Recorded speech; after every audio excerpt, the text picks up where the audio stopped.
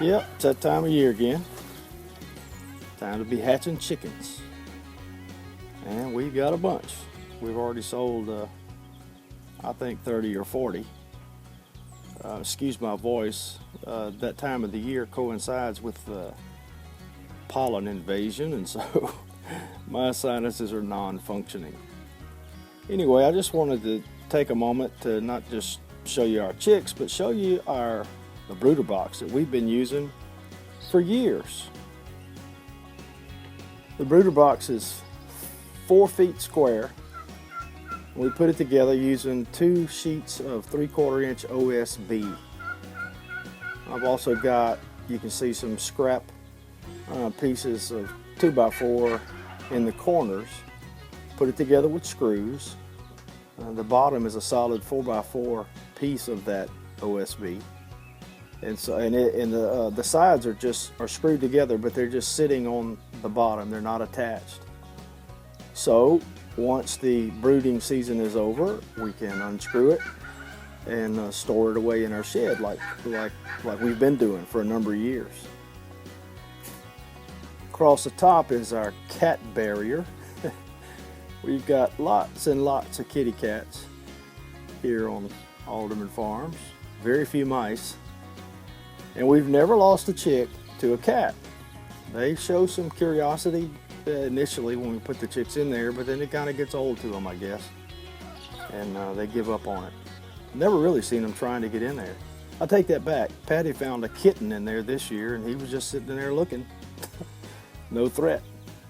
But anyway, we took this, an old piece of 2x4 fence wire, fashioned it around a couple of sticks on either side, drove some nails into the corners over which we stretched the fence to kind of make it semi-tight.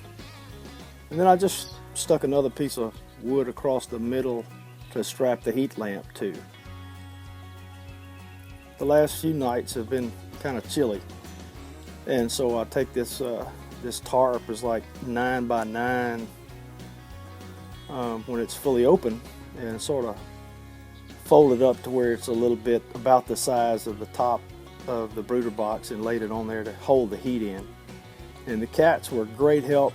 The cats had a symbiotic relationship with the tarp, because they would all pile up on the tarp, appreciating the heating pad effect that the tarp had, catching the heat from the heat lamp.